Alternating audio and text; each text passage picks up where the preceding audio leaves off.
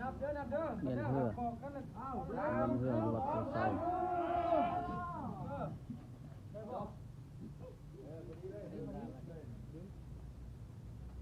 โอเคพุ่นมาหางมันบานจะไปได้หางจะได้หัวบ่จักเลย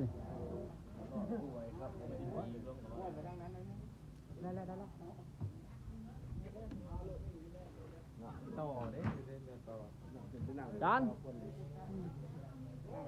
มาเฮ็ดทางเรือเด้อมาเฮ็ดทางเรือเฮ็ดทางเรือ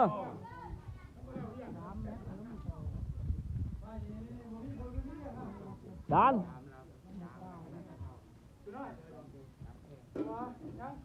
เอาไม้นี่ยาไม้ครับไปยืนโอ้ยมาไว้เอาคำดูพิษบ้านเก็บไปนี่ตัวลงอะไรเก็บไปนี่บ้านนึงบ่ได้ได้ก่อน2 บาท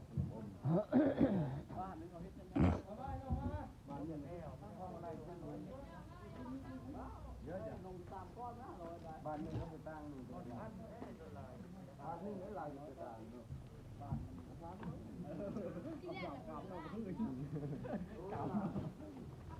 สงเอ้ยสงถ่ายเลยถ่ายเลยถ่ายขวางใช่เลยทำไมผมกบให้ละขึ้นทางแล้วไอ้ก่อนไว้ก่อนมันกบให้ละยังผมกบโดยนี่ครับหล่อมากครับดีมากแต่ว่ามีตัดยังเห็นทางได้ไหมพอเราบ้างอย่างเงี้ยลงยูทูบเลยลงยูทูบเลยเป็นมันคือแบบเล่าดีกับข้าที่อันนี้เล่าเป็นการ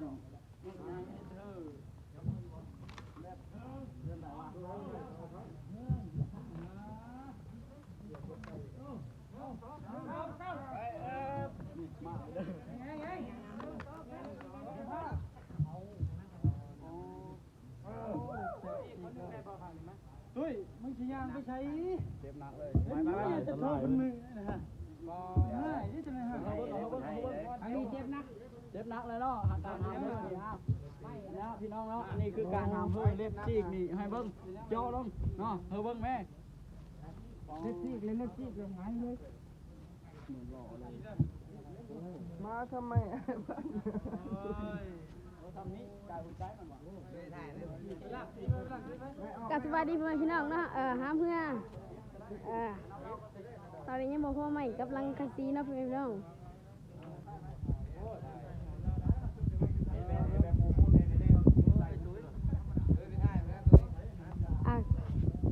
มีคนบาดเจ็บคนหนึ่งพี่น้อง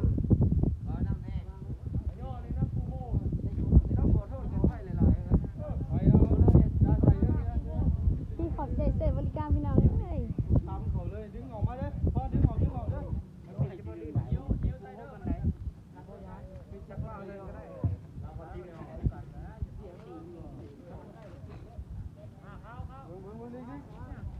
ตัวน้อยนะจับไม่นี่คนที่จับไม่พร้อมกันก่อนจะบอกว่านักเรียนจะมาเกิดเหตุทางละ4 คนเขาไว้เขาไม่ว่าไล่จับไปน้องจับไปไว้ท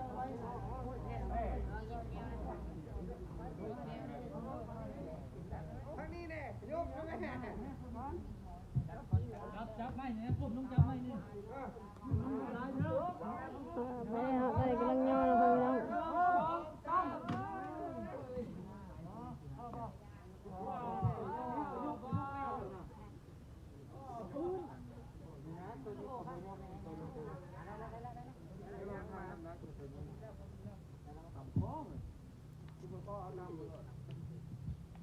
พ่อไปอีกพ่อพนุอีกอ่ะ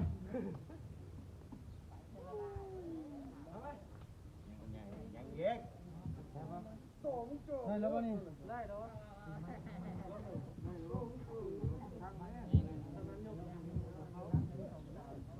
เฮ็ดกับเนื้อแห้งมันก็หมูจับไปเอาจับก่อนแล้วก็จะเอิ้มเอานะจับ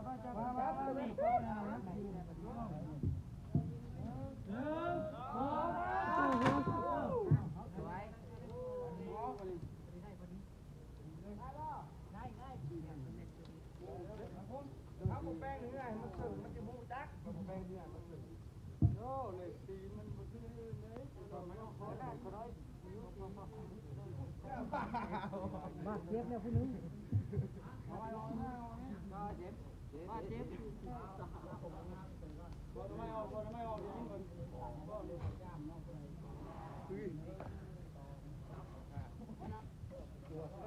อันนี้เด้อพี่น้องเด้อ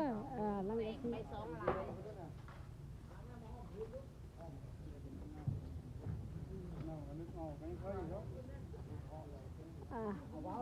บ้านสิดีมา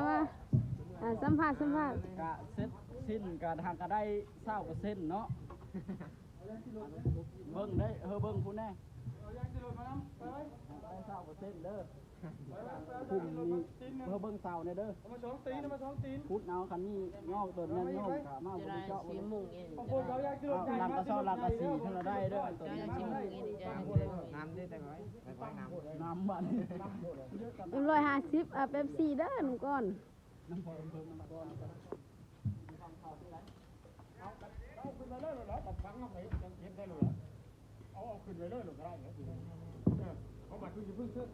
เฮ็ดทานเท่ากับเฮ็ดส่วนเลยหรือเฮ็ดส่วนไปเลยต้องว่าอันนี้มันก็ขึ้นเลยเอาขึ้นไปเลยเนาะบัดนั้นนาทีมันก็ต้องเฮ็ดสูงกว่าห้านประเทศทานแล้วก็ปรุงเลยฮะมันจะเป็นอย่างนั้นแล้วแต่ว่าเอาขึ้นไปเลยหรือเอาขึ้นไปเลยหรือก็ได้ฮะ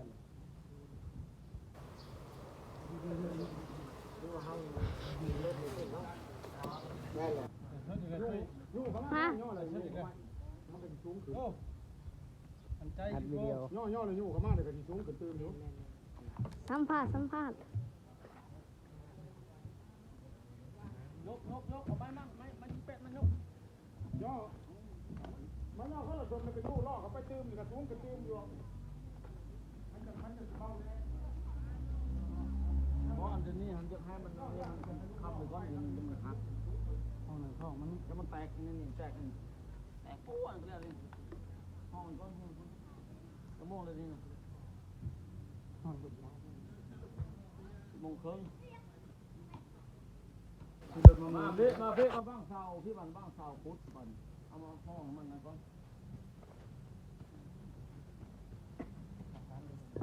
เสาจะนี่เด็ดคือเสา สัมภาษณ์ลังกะทิปลาใหม่เจ้า เบ๊ะมันยกอันนี้ยกอันเอาไม้นี่เอาไม้เจ็ด บอยสัมภาษณ์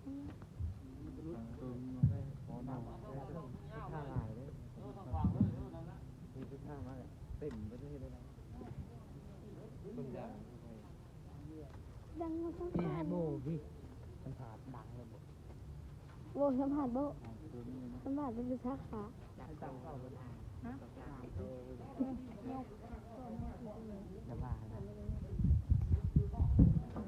ขาเริ่มให้พี่น้องเด้อหลังคาแล้วก็ไม่